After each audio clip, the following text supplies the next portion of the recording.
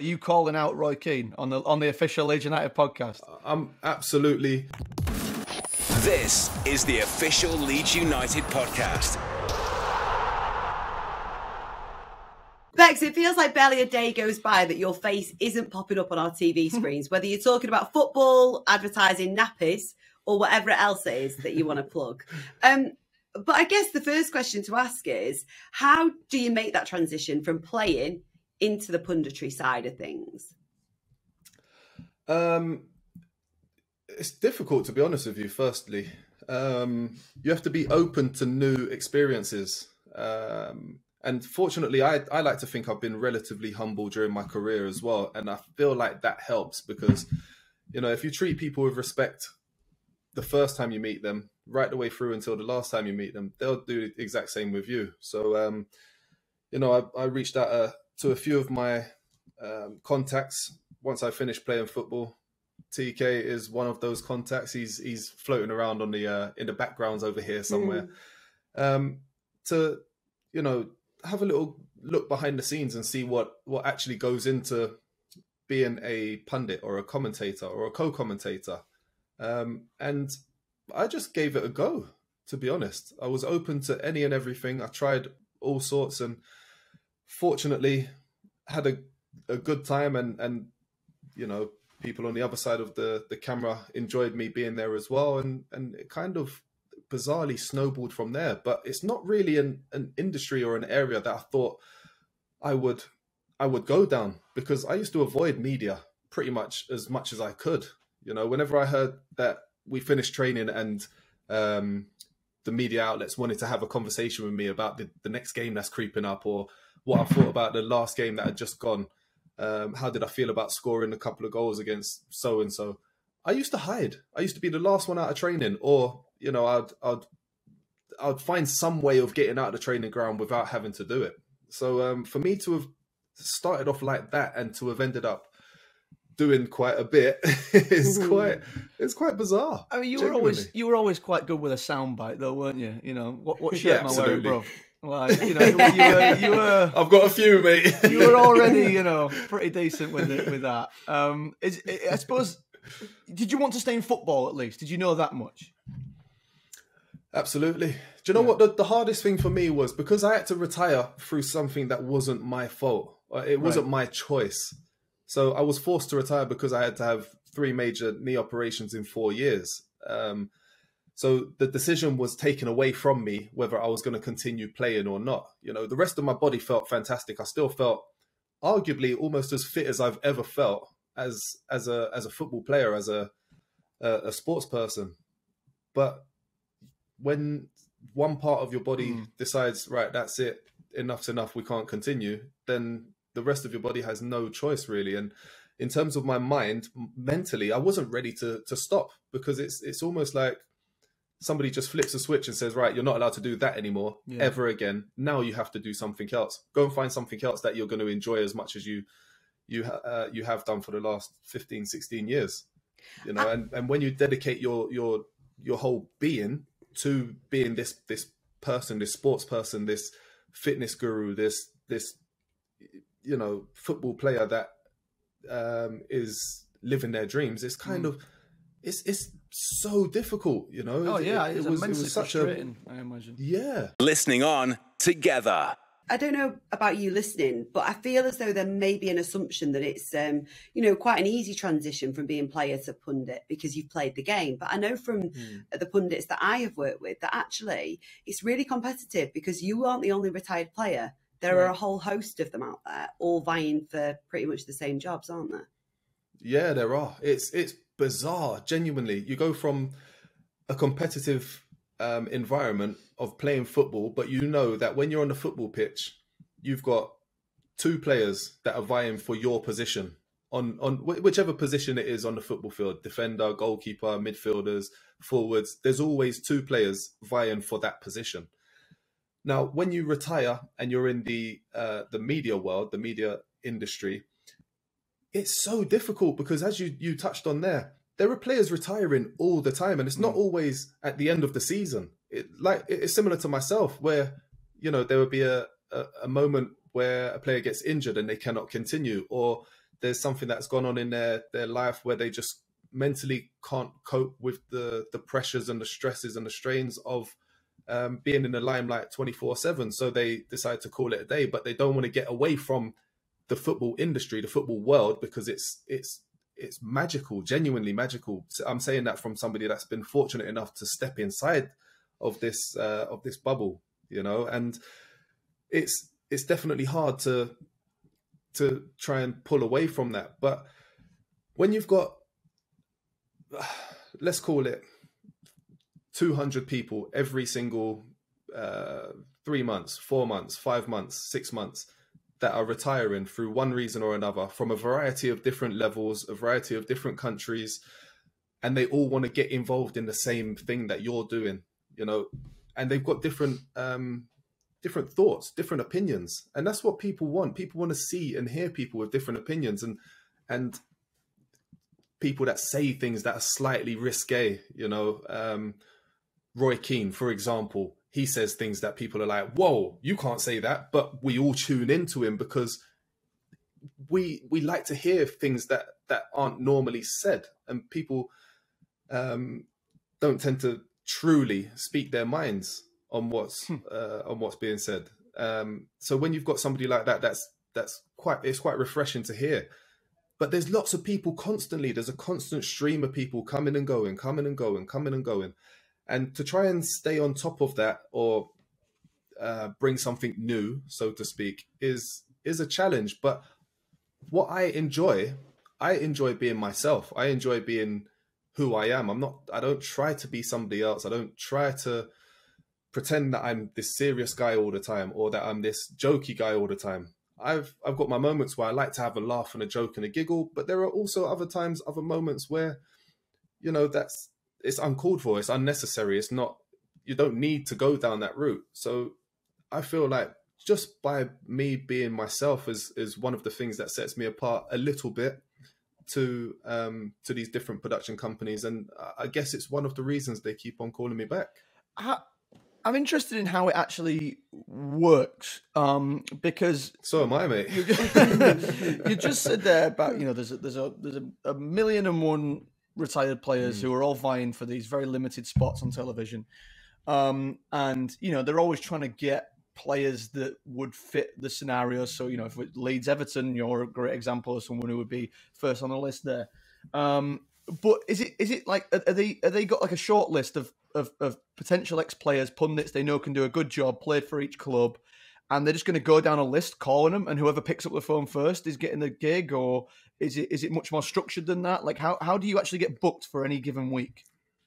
I hope that's the case because my surname begins with a B. Right. So I'm hoping that one of them. Is that why you're always on TV? I would like to think so, mate. But do you know what? As much as we laugh and joke about it, there's probably something that goes on similar to that. Not that dissimilar to what you just mentioned there, but also it's all about relationships outside of the production company as well. So if you're a nice, down-to-earth, friendly person who doesn't mind going for something to eat or a drink and having a laugh and a joke outside of actually working, I can't see how that would hurt. Right. Do you understand what I mean? I do, yeah. I mean, yeah. Like, it just makes you more pleasurable to be around. It makes it a more relaxed environment to come into that sort of industry. And I'm, you know me, I'm down for a laugh and a joke, so I can't see how that hurts. What tends to happen is that, you know, there's an attitude of it's not what you know, it's who you know, and that is right to a degree, which is relevant as well. But what I really interpret that as is that when you get to a certain level of whatever job it is, but particularly anything punditry, and my job is that you get to a certain level, everyone can sort of do a decent job. But it's who do you want to work with? Who do you know you enjoy working with? The company, yeah. And I think that is actually a lot of times when you get to a level and you're all of a certain ability, that can matter a lot more than a lot of other things. And I think that's a testament to you as your character. Not just myself, but you as well. Because not just to myself, but to you two as well. Because you two are busy, but it's not through any. It's not because of fluke or by chance or by luck. It's because you two are nice people as well, and you're easy to get on with, and you're always happy. Well, I say you two are always happy. Em is always happy. I won't go that far with Matty, but it's because you're so easy to be around, which is why you keep on getting that phone call back, and everybody knows what you lot are like to work with, and they enjoy it. That's right. The key. That's a big part of it. Do you know what, Jermaine? I just want to give you credit as well for something here, because what the assumption is, I think, is if you've played the game, you can talk about it and articulate yourself very well. But the bit that people don't see is that to do that under time pressure with people talking in your ears when you aren't necessarily used to that environment is a totally different skill, and you're not given much of a chance. You have to basically learn it on the job and go with it. And I have worked with you doing that, and you were really easy to work with, and you offer a lot. And that in itself is a huge skill, to be able to talk about, you know, the highlights of a game, or picking out players who had a particularly good first half, and articulate yourself in such a manner that makes the presenter's job a lot easier. And I get asked quite a lot, you know, do you meet egos? Do you work with a lot of different egos? And I am yet to meet a former player who has an ego. And I think that's because they're genuinely nice people. But also, is there an element, Jermaine, of you've spent your entire life on a football pitch and that's everything you know, then you are stepping into a totally different domain, and it's somebody else's territory that you're coming into. So really, you're learning again, aren't you? Yeah, absolutely. It's back to square one. It's back to square one, and it's something that is foreign. It's not usual. It's different. It's very difficult. One thing that people don't explain to you touched on one of the many aspects of becoming a presenter or a pundit or a commentator, etc. That nobody really talks about. It's the talkback. So you've got you see on television, you've got the presenters with the earpieces in their ears, and they're talking and they're giving their opinion on whatever situation may have arisen in front of them. But they've also got the producers in their ears talking about, you've got 30 seconds left to speak until we're off air. You've got 20 seconds to stop speaking before we're off air. But you've also got the sound people, you've got the lighting people, you've got so many conversations going on in your ear while you're still trying to explain a certain situation that's happened on screen. So difficult. There's not many places you could get training for that apart from actually doing it while you're live on air. And if you do that and you mess up, I think you can kind of tell the new players, the new presenters or pundits, etc., who are coming on air, because they for a minute they freeze halfway through a sentence and they're thinking, what on earth is going on there? Stop talking, I'm trying to talk. Anchorman moment. And exactly, Anchorman moment, exactly that. But a lot of the other side of things that people don't really see is the research, the amount of research that you have to put into it as well. It's literally going back to school or going back to college or going back to university and studying all over again and trying to make sure you've got all your facts, all your figures, all your strategies and statistics. Everything has to be on point, because now if you make one mistake on air, as soon as you come off air and you have a look on Twitter or you have a look on Instagram or whatever it may be, you are going to get absolutely peppered, because everybody has the information at their fingertips in a split of an eye. And if you're not sharp, the producers will spot that. The editors of the show will spot that. The presenters that you're working with will spot that. And you know, there will kind of be a little universal, ooh, yeah, see, we could tell you didn't do your research. You can tell, you know. And I had a moment like really early on when I first started doing the media side of things, where a little bit of, I wouldn't call it arrogance, a little bit of overconfidence crept in right at the beginning, like right at the front of me starting this new journey, where I just assumed I knew enough about what was going on in whichever game it was I was watching. So I was speaking about a certain situation that was happening during the game, and I explained why one player had been left out of the squad and why I thought that would have been. And as soon as I came off air, everyone was like, bang, no, that's not the reason why. It's because blah, blah, blah, blah, blah. And I had the biggest slice of humble pie I had ever had. And I vouched to myself, I would never, ever, ever be caught in that situation again, because it was so uncomfortable and so awkward to be in. So I guess, you know, there's an immense pressure there on getting things right, and I suppose, would you say that if people are getting things repeatedly, like objectively wrong, that they're not going to be asked back?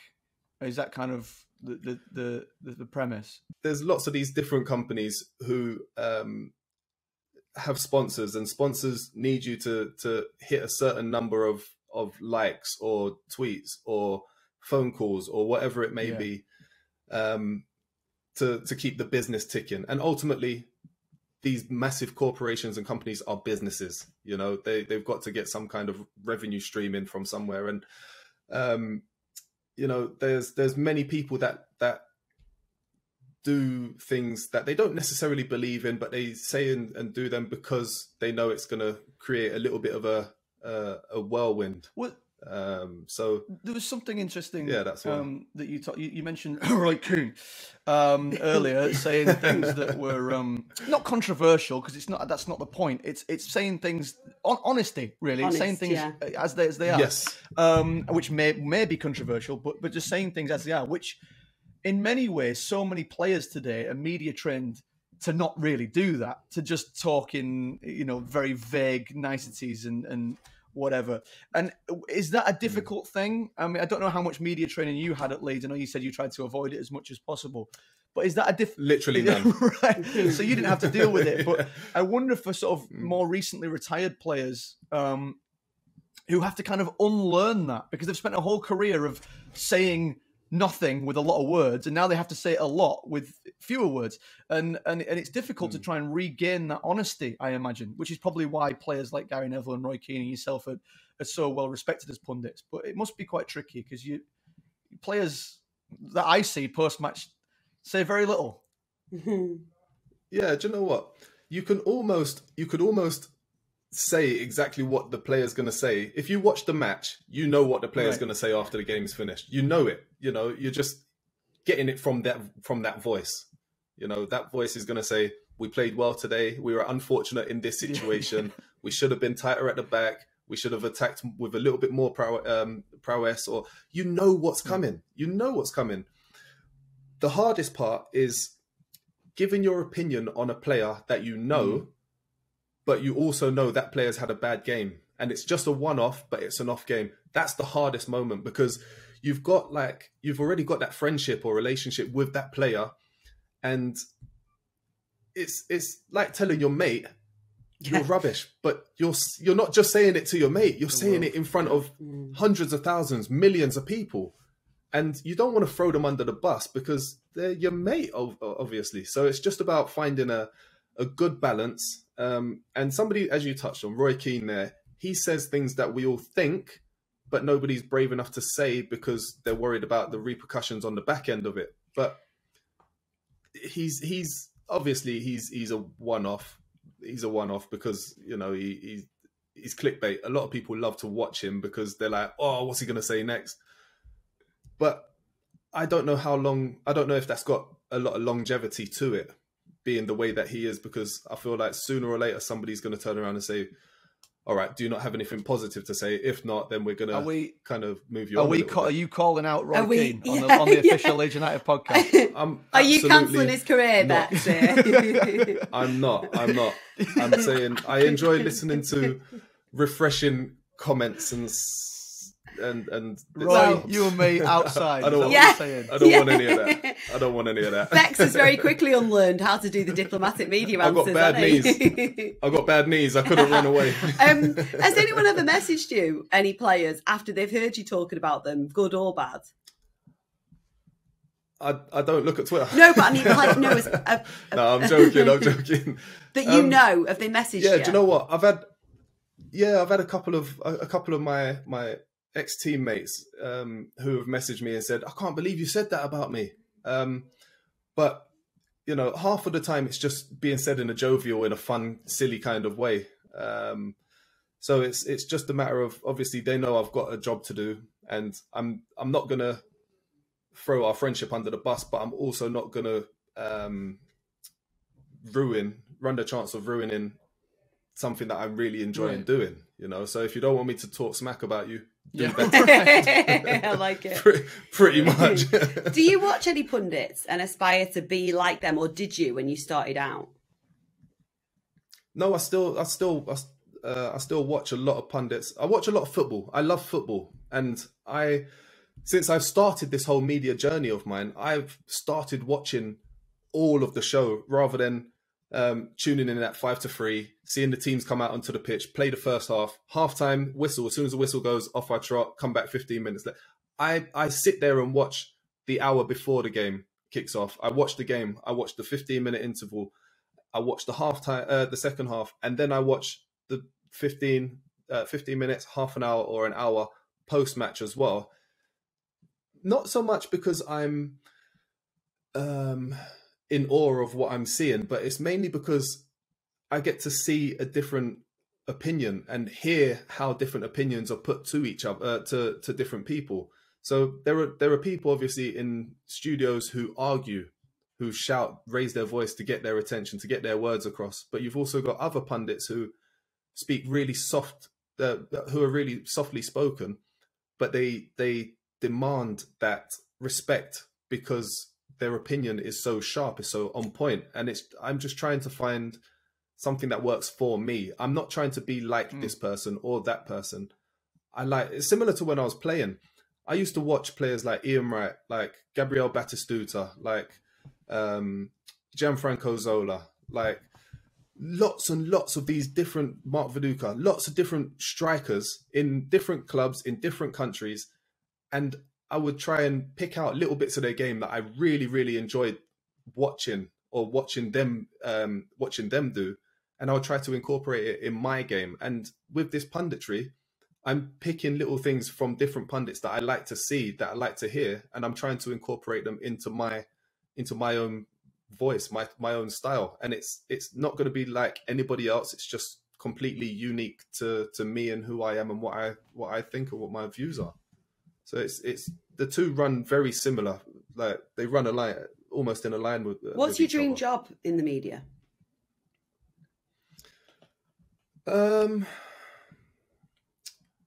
If I'm honest, I don't really know.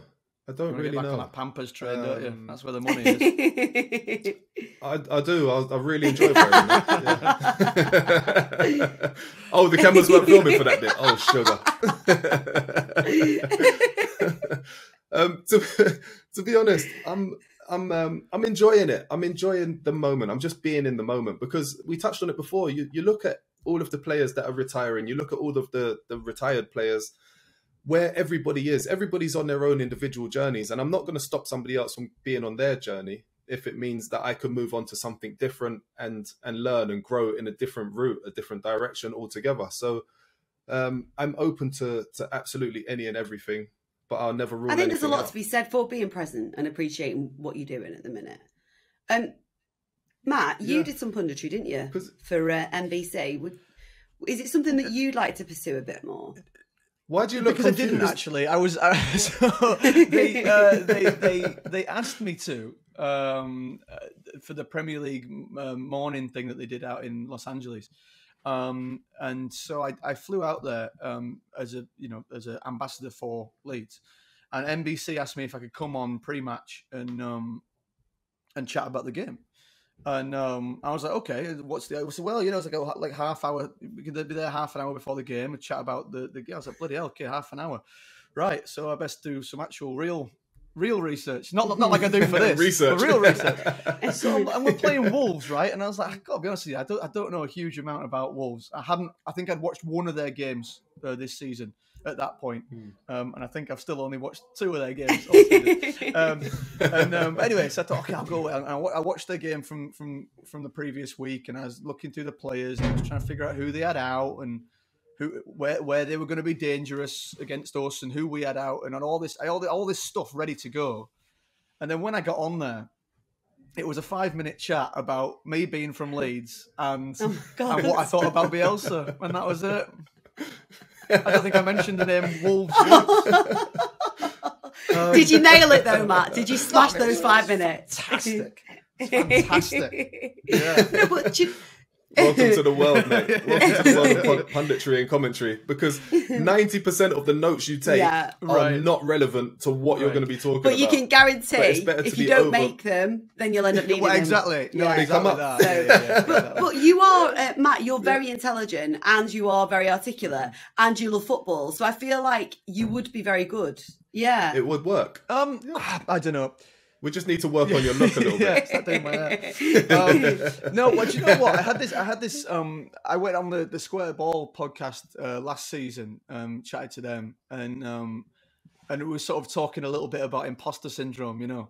And the thing is that for me, like, I have to sort of pinch myself just doing this show full stop, and I very much revel in the idea of being the armchair fan who gets to be, you know, corrected by the professionals. That's my role in this.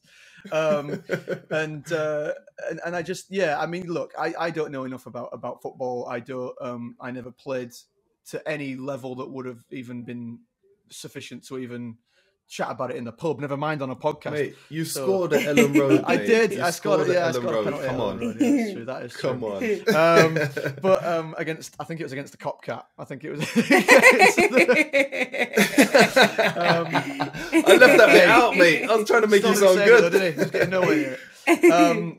But, no, he had his helmet on back to front. But I don't think that I sort of I love it. I do love it. I love coming on here and talking about it. But constantly trying to figure out, bloody hell, like why am I here? What am I actually doing? What am I actually adding to this conversation? You know. Well, do you know what, Becks? You could maybe take Matt on work experience with you, couldn't you? Take him along as the work experience kid, and he can watch it and then stick him on air. I don't know. His knowledge of all things Leeds United might trump mine, so I don't think I want that floating around me. I might end up without a job. Put me in there next to Roy Keane and we'll have some magic. Oh my God. I swear to God, I would pay good money to watch that. I'm messaging the producer now. Boys, it's been an absolute pleasure. Jermaine, thank you so much for letting us dig into your punditry career. Matt, thank you as always. Any comments, #LUFC pod, and we'll see you next week. This is the official Leeds United podcast.